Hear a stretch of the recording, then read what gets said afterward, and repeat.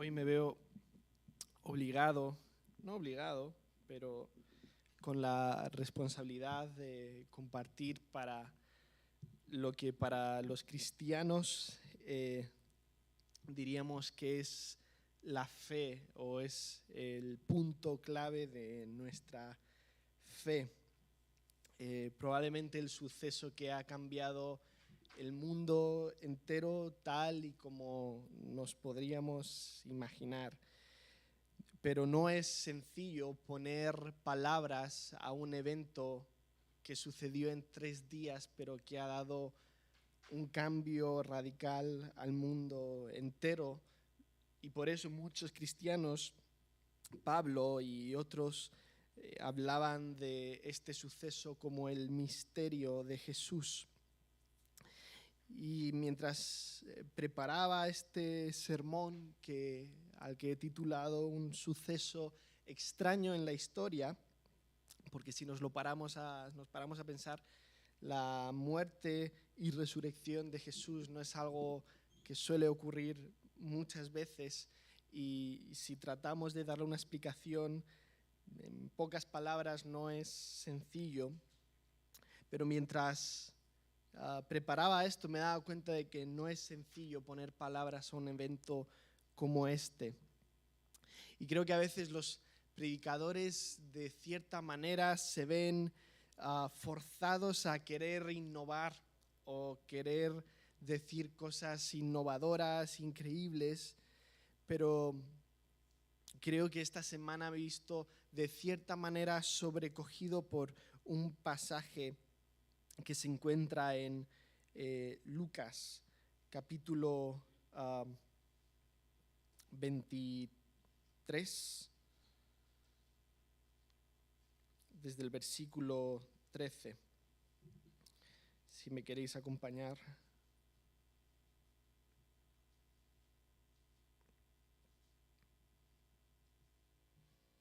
Perdón, desde el capítulo 24, desde el versículo 13. Es un pasaje bien conocido. Yo estoy en la Nueva Versión Internacional y dice la palabra de Dios así: por ubicaros, Jesús ya ha muerto y ya ha resucitado. Este es uno de los encuentros que Jesús tuvo con unos 2 discípulos suyos ya resucitado. Dice: aquel mismo día 2 de ellos se dirigían a un pueblo llamado Emaús, a unos 11 kilómetros de Jerusalén. Iban conversando sobre todo lo que había acontecido.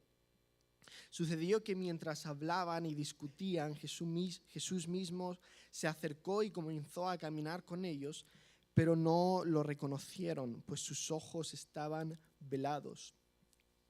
¿Qué vienen discutiendo por el camino?, preguntó Jesús. Se detuvieron cabizbajos. Uno de ellos, llamado Cleofas, le dijo: ¿eres tú el único peregrino en Jerusalén que no se ha enterado de todo lo que ha pasado recientemente? ¿Qué es lo que ha pasado?, preguntó Jesús. Ellos respondieron: lo de Jesús de Nazaret. Era un profeta poderoso en obras y en palabras delante de Dios y de todo el pueblo. Los jefes de los sacerdotes y nuestros gobernantes lo entregaron para ser condenado a muerte y lo crucificaron. Pero nosotros abrigábamos la esperanza de que Él era quien redimiría a Israel. Es más, ya hace 3 días que sucedió todo esto. También algunas mujeres de nuestro grupo nos dejaron asombrados. Esta mañana muy temprano fueron al sepulcro, pero no hallaron su cuerpo. Cuando volvieron, nos contaron que se les habían aparecido unos ángeles quienes les dijeron que Él está vivo. Algunos de nuestros compañeros fueron después al sepulcro y lo encontraron tal y como habían dicho las mujeres, pero a Él no lo vieron. ¡Qué torpes son ustedes!, les dijo, y qué tardos de corazón para creer todo lo que han dicho los profetas. ¿Acaso no tenía que sufrir el Cristo estas cosas antes de entrar en su gloria? Entonces, comenzando por Moisés y por todos los profetas, les explicó lo que se refería a él en todas las Escrituras. Al acercarse al pueblo a donde se dirigían, Jesús hizo como que iba lejos, pero ellos insistieron: «Quédate con nosotros, que está atardeciendo, pronto será de noche». Así que entró para quedarse con ellos. Luego, estando con ellos a la mesa, tomó el pan, lo bendijo y lo partió y se lo dio. Entonces se les abrieron los ojos y lo reconocieron, pero él desapareció. Se decían el uno al otro: ¿no ardía nuestro corazón mientras conversaba con nosotros en el camino y nos explicaba las Escrituras?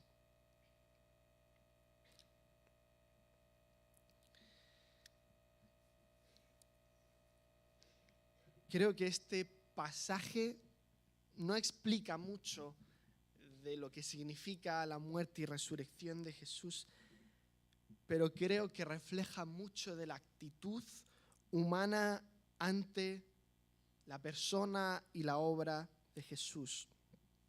Todos en Semana Santa conocemos y sabemos de un tal Jesús de Nazaret que murió en una cruz. Pero ya a partir de ahí las frases continúan de formas distintas. Pues los cristianos dicen, pues murió y resucitó para que tengas una relación personal con él. O hay otras personas, ayer escuchaba en el trabajo, pues la iglesia inventó todo eso. Los cristianos también dicen para que pueda haber vida después de la muerte. Otros dicen que Jesús era un revolucionador político que existió, pero es imposible que resucitara. Y la lista sigue. Y quería caminar un poco por estos versículos para reflejar un poco la actitud de estos discípulos, porque no se aleja de lo que podemos encontrarnos en estas fechas. Dice el versículo 13: aquel mismo día 2 de ellos se dirigían a un pueblo llamado Emaús, unos 11 kilómetros de Jerusalén. Iban conversando sobre todo lo que había acontecido. El versículo 15 concreta que hablaban y discutían. Y esto es lo que solemos hacer con Jesús, o lo que el mundo suele hacer con Jesús. Cogemos su persona, su obra y empezamos a hablar. Empezamos a divagar y decimos muchas cosas, pero que quizás no están muy alineadas con lo que él mismo dijo. Vengamos de la iglesia o fuera de la iglesia. Dice el versículo 15: sucedió que mientras hablaban y discutían, Jesús mismo se acercó y comenzó a caminar con ellos, pero no lo reconocieron, pues sus ojos estaban vendados. ¿Qué vienen discutiendo por el camino?, preguntó. Jesús está interesado en conocer la opinión que tienes de él. Jesús quiere saber y conversar contigo sobre lo que piensas de él. Y puede que pienses cosas así como: creo en Dios, pero no en la iglesia. Creo que Jesús fue un influencer más, pero su mensaje no es relevante. Pues, ¿en qué clase de Dios crees? ¿Cuál fue exactamente el mensaje de Jesús para no ser relevante, pero haber transformado el mundo? De haber sido uno más del montón, ¿por qué sus seguidores estuvieron dispuestos a morir, perseguidos y masacrados? El versículo sigue y dice: se detuvieron cabizbajos. Uno de ellos, llamado Cleofas, le dijo: ¿eres tú el único peregrino en Jerusalén que no se ha enterado de todo lo que ha pasado recientemente? ¿Qué es lo que ha pasado?, preguntó. Ellos respondieron: lo de Jesús de Nazaret. Cuéntanos sobre cómo Jesús fue condenado injustamente a muerte y cómo algunas de las mujeres dijeron haber visto unos ángeles que les anunciaron que Jesús había resucitado. Pero es interesante porque ellos dicen, lo de Jesús de Nazaret, todos sabemos de qué va Semana Santa, todos sabemos que hubo un tal Jesús, se dice de él que era muy bueno. Ayudaba a los pobres, sanaba a los enfermos, luchaba contra los clasismos religiosos. Sabemos que murió de manera injusta y se dice que resucitó. Todos sabemos de ese tal Jesús. Pero miremos un poco cómo celebramos Semana Santa. Pues hay torrijas, hay procesiones, hay vacaciones, hay tradiciones familiares seguramente, y Jesús queda en segundo plano o poco queda de Jesús en el plato de Semana Santa. Como he dicho antes, todos tenemos una respuesta sobre Jesús, sobre quién es y sobre lo que hizo. Los discípulos la tenían. Pero a veces esa respuesta que nosotros hemos creado de Jesús o que hemos heredado, pues decepciona. Especialmente aquellas que van alineadas con Jesús como un invento de la iglesia. Y hay muchas respuestas que realmente decepcionan y no traen esperanza porque dejan a Jesús clavado en la cruz y dentro del sepulcro. Los discípulos tenían de Jesús una visión decepcionante porque no consiguieron ver lo que esperaban ver de Jesús. La gente, a veces en la iglesia, puede que te prometiera un Jesús que resolvería tus problemas financieros, que quizá te prometieron a veces encontrar pues un alma gemela en la iglesia, o te prometieron una paz interior tan abstracta que no sientes que tienes una relación personal con Dios, porque no entras en esas esferas de las emociones. Muchos amigos que se han intentado acercar a Dios no se han acercado eventualmente por eso. O quizá pensabas en un Jesús cuyo mensaje fue distorsionado por una iglesia. Sea cual sea la respuesta, si no está alineada con quien Jesús es, qué dijo e hizo, realmente será un Jesús decepcionante. Y es lo que pasó con estos dos discípulos. Uno de ellos dijo, pero nosotros abrigábamos la esperanza de que Él era quien redimiría a Israel. Estos discípulos caminan tristes y apesadumbrados porque pusieron su esperanza en Jesús como un libertador sociopolítico. El mundo está triste y aún no haya consuelo en Jesús porque ven a Jesús como un fracasado. Algo así como les pasó a estos discípulos. Un Jesús que no cumple mis propias expectativas. Por ende, ¿qué importa la resurrección de Jesús? ¿Por qué es tan relevante para nosotros si Jesús no ha cumplido mis expectativas? Y aquí es cuando Jesús dice, qué torpes sois para entender, versículo 25, y qué tardos de corazón para creer todo lo que habían dicho los profetas. ¿Acaso no tenía que sufrir el Cristo estas cosas antes de entrar en su gloria?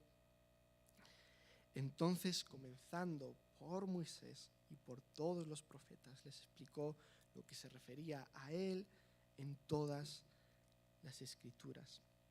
Como ya dije antes, los discípulos tienen el mismo problema que muchas personas en la actualidad.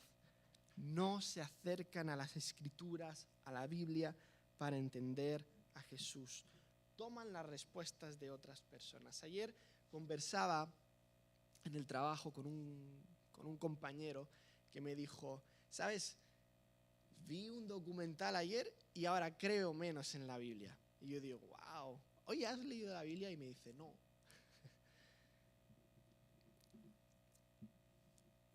Y pues hay tantos prejuicios sobre las Escrituras, pero por matizar un poco, la Biblia fue antes que la Iglesia.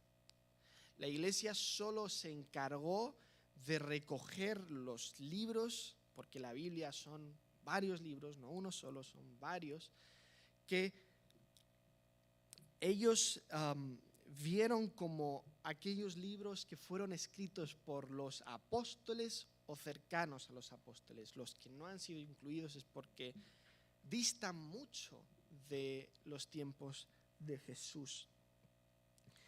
Pero si hablamos de la Escritura, y cuando Jesús menciona Escrituras, se habla del Antiguo Testamento, que ya estaba formado.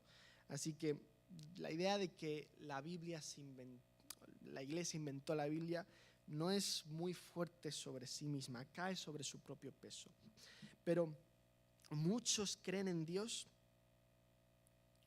pero no puedes creer en Dios si no hablas o si no has entendido el nivel en el que Él se ha dado a conocer.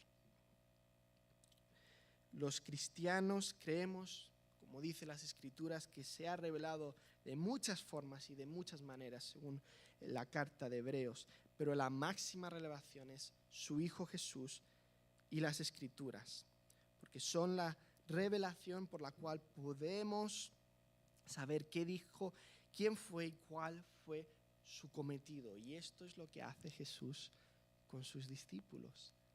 Les acompaña por medio de las Escrituras. Dice el versículo 28, y al acercarse al pueblo a donde se dirigían, Jesús hizo como que iba lejos, pero ellos insistieron, quédate con nosotros que está atardeciendo, pronto será de noche. Así que entró para quedarse con ellos. Luego, estando con ellos a la mesa, tomó el pan, lo bendijo, lo partió y se lo dio. Entonces ellos se les abrieron los ojos y lo reconocieron, pero él desapareció. Se decían el uno al otro, ¿no ardía nuestro corazón mientras conversaba con nosotros en el camino y nos explicaba las Escrituras?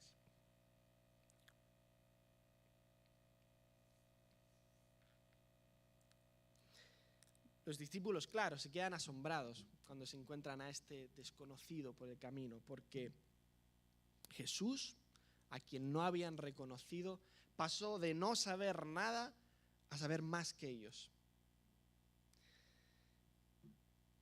Y lo reconocen en algo que ha mencionado Greg en su oración, en la mesa de Jesús, en la mesa que Él invita a formar parte a su familia. Lo reconocen cuando parte el pan y lo bendice.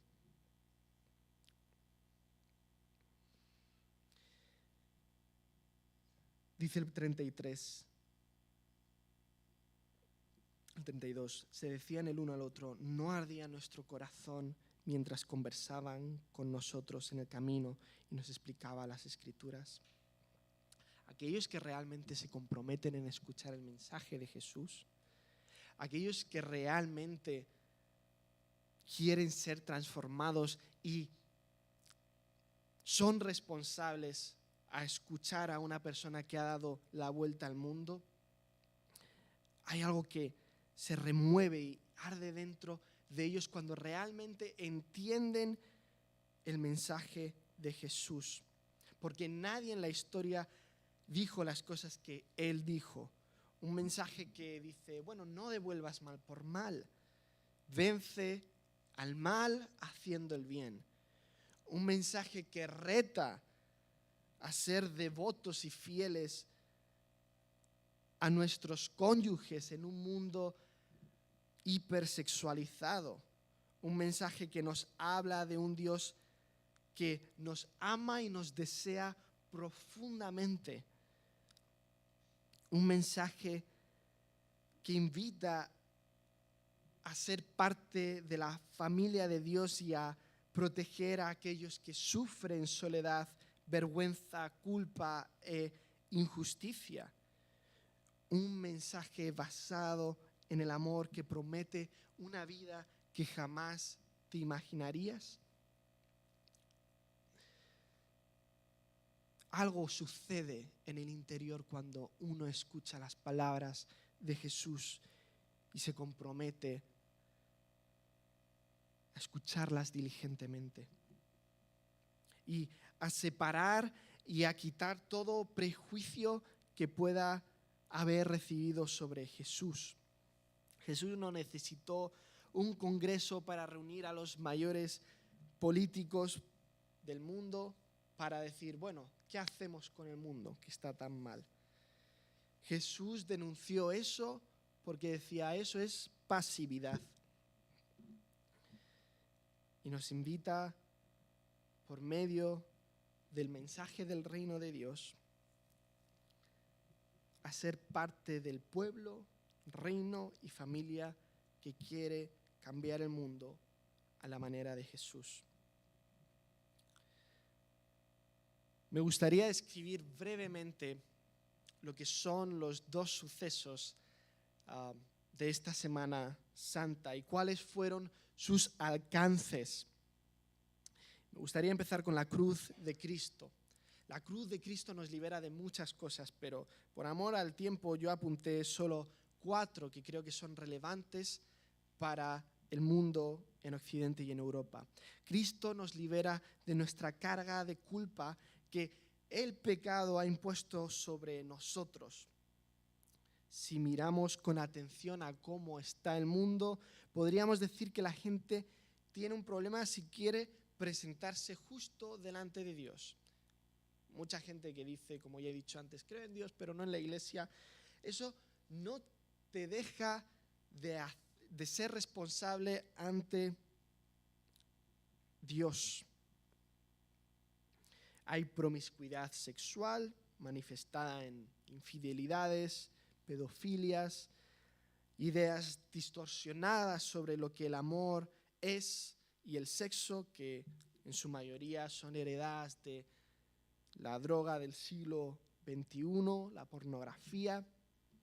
Hay injusticia social, hay guerras, hay hambrunas, hay trata infantil, hay mentiras desde más grandes a más pequeñas, hay una adoración excesiva del yo, que se traduce al individualismo. Y mucha gente dirá, bueno, yo no formo parte de eso, pero muchas veces no se trata del mal que haces, sino del bien que no hacemos. Y esa fue una de las denuncias de Jesús a su generación. Aquellos que se presentaban religiosamente bien ante Dios, pero tenían a los desvalidos, los enfermos, como algo aparte que no merece la pena cuidar y rescatar. Pues la cruz de Cristo paga nuestra deuda y nos libera de la carga de la culpa que nos aleja a la hora de presentarnos ante Dios. La cruz también nos libera de algo que es nuestra vergüenza. Y parece que muchas religiones exigen un cambio en toda la persona para poder acercarse a Dios. Los cristianos a veces hemos hablado sobre Dios como alguien de un gran ojo, ¿no? Recuerda que Dios te ve. Y eso es en un mundo que está centrado en sobrevivir, que muchas veces nos da miedo presentarnos realmente como soy. No es una idea muy agradable, porque se entremezcla tu relación con Dios con la idea de intentar agradar a otros, intentar agradarle a Él, intentar agradarte a ti mismo, pero te das cuenta que por temor a estar avergonzado no eres realmente quien tú eres. El Evangelio y la cruz de Cristo nos revela que Dios nos amó tal y como éramos. Jesús en la cruz, recibiendo insultos, escupitajos, es la mayor muestra de empatía a aquellos que que constantemente sufren la vergüenza por los comentarios de acciones de los demás. Aquellos que establecen un estándar y te dicen, tú no llegas. Pero Jesús lo que nos dice es lo siguiente: las buenas noticias son que si Dios está tan extravagantemente y escandalosamente con nosotros, ¿quién incluso nosotros mismos puede estar en contra de nosotros mismos? La cruz también rompe con el statu quo del uno contra el otro. Todos en la cruz, indistintivamente de su afinidad con él, su partido político, su estrato social o su idioma, todos crucificaron a Jesús. Todos nos unimos para tal acto y ahora es Jesús quien une a un pueblo con todas esas diferencias que antes nos dividían para llevar a cabo su mensaje de restauración. Y por último, la cruz rompe con la soledad existencial. Durante los siglos, los cristianos hemos declarado que Jesús es verdaderamente hombre y verdaderamente Dios. Y es extraño, sigue siendo un misterio para muchos cristianos, porque en la cruz, donde los cristianos afirmamos que Jesús es verdaderamente Dios, dice, Jesús grita y exclama, Elí, Elí, lema sabactani. Dios experimenta la soledad que muchas veces nosotros sentimos. El segundo evento que me gustaría enlazar con este punto de la soledad, creo que trae algo relevante sobre esta idea de la soledad. Leía a un pensador que se llama Olegario González de Cardenal y decía lo siguiente: la resurrección, que es el evento que nos ha traído hasta aquí, manifiesta que ese hombre dejado solo por sus paisanos, amigos y familia, no estaba tan solo como podría suponerse. El que parecía solo era el Supremo acompañado por el Supremo. El que parecía injusto fue declarado el justo. El que parecía intérprete falso de las Escrituras fue reconocido como la verdadera clave de su interpretación auténtica. El que fue acusado de destruir el templo quedó declarado lugar verdadero de culto a Dios, el Espíritu y en verdad. La resurrección y la salvación. Cuando la Iglesia hemos hablado de la palabra salvación, casi todos los cristianos suponemos que significa ir al cielo cuando uno muere. Lo que la palabra salvación realmente significa es rescate. Pero ¿qué es aquello de lo que nos están rescatando en definitiva? Y la respuesta que la Biblia dice y ofrece en 1 Corintios 15, que es un pasaje muy largo, es la muerte. Pero si nuestra respuesta de la salvación es ir al cielo cuando uno muere, si nosotros decimos que todo lo que sucede cuando uno muere es que nuestros cuerpos se descompone mientras que nuestra alma va a otro lugar, esto no quiere decir que hemos sido rescatados de la muerte, simplemente quiere decir que hemos muerto. Los cristianos vemos la resurrección como un evento que nos da seguridad de que hay vida después de la muerte. No solo vemos eso, sino que los cristianos vemos la resurrección como aquello que evidencia que también hay vida antes de la muerte. Lo que Jesús pretendía era precisamente hacer ver que lo que Él estaba haciendo de cerca en el presente era lo que Él estaba comprometido a hacer a largo plazo para un futuro.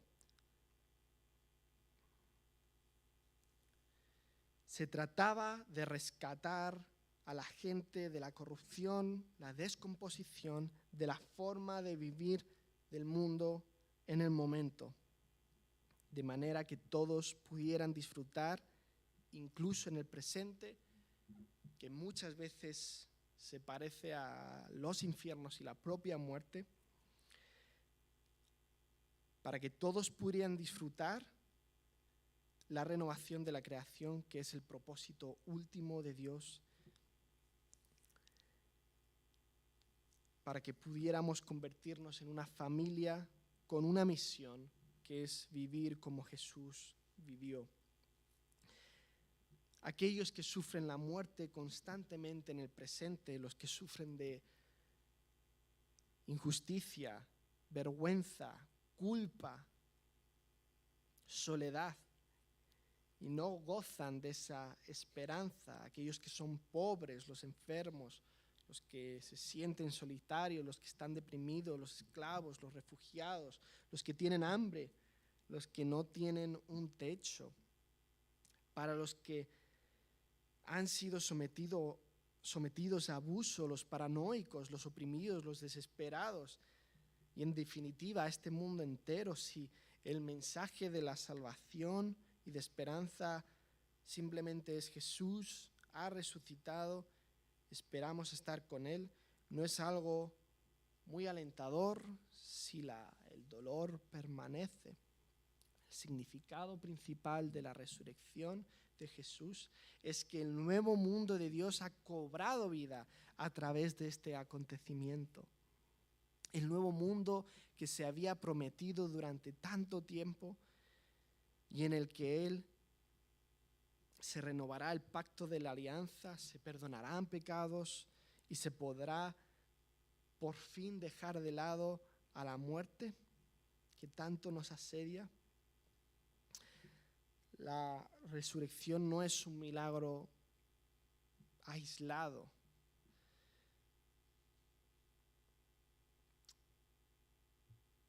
Es el inicio decisivo y contundente del reinado mundial del Mesías. En otras palabras, es hora de despertar. El vivir al nivel del mundo que no es celestial, que nos rodea, es como estar dormidos. Peor aún, es como aquello de lo que el sueño es una metáfora, es como estar muerto. La mentira, el hurto, la inmoralidad sexual, el mal carácter y otras manifestaciones son modalidades de muerte, tanto para las personas que las cometen como para aquellos cuyas vidas son afectadas por estas acciones. El mensaje de la Pascua no es que Jesús alguna vez hizo un milagro fabuloso y luego decidió no hacer muchos otros más, ni tampoco que hay una vida de gran dicha después de la muerte por la que simplemente estamos esperando. El mensaje de la Pascua es que el nuevo mundo de Dios ha sido revelado en Jesucristo y que ahora todos hemos sido invitados a permanecer y pertenecer a Él. Y precisamente a que la resurrección fue y es corporal, aunque con un cuerpo transformado, el poder que tiene la Pascua para transformar y sanar el mundo debe ponerse en práctica a la manera de Jesús. Como muchos vieron a Jesús sanando, estando con aquellos que estaban desplazados, pues así es como el mensaje cristiano comenzó a crecer y florecer en los primeros siglos. Señor y Padre Celestial, en un mundo que estaba muerto, tú no solo viniste a morir, sino a resucitar. Tú eres la resurrección y la vida, Señor. Te comprometes y te unes a nuestra soledad para darnos vida, Señor. Aquello que para el ser humano es muerte y destrucción, los mismos infiernos que muchas veces vivimos, tú exclamas contra ello: ¿dónde está, oh muerte, tu aguijón? Has enseñado que hay una forma de vivir en la que hay gozo, paz y restauración, Señor, contigo, con aquellos que nos rodean, y nos has dado una misión que nos impulsa a dar vida a aquellos que viven en los mismos infiernos y experimentan la muerte de una forma y otra, Señor. Y también nos has dado la esperanza que aquello que en definitiva es la muerte final tampoco tiene ningún tipo de poder, Señor. Así que no hay ningún poder, ninguna potestad que pueda impedir, Señor, que tú reines y que lo que tú has prometido, Señor, sea duradero. Ayúdanos, Señor, como parte de esa familia que estamos sentados en la misma mesa que tú inauguraste, Señor, a entregar nuestras vidas por los demás, Señor. Señor, que el mensaje de tu evangelio y la justicia de tu reino se cumpla en la tierra, Señor, como en el cielo, por medio de una iglesia que escucha tu mensaje, no apaga el fuego que hay en su interior y decide servirte, Señor, con diligencia. Aunque eso nos cueste, pero nos has enseñado que ninguna condenación hay para los que están en ti, Señor. Así que celebramos que tú nos has dado la vida y que por medio de tu mensaje, Señor, das y ofreces vida. Ayúdanos, Señor. En el nombre de tu Hijo Jesús. Amén.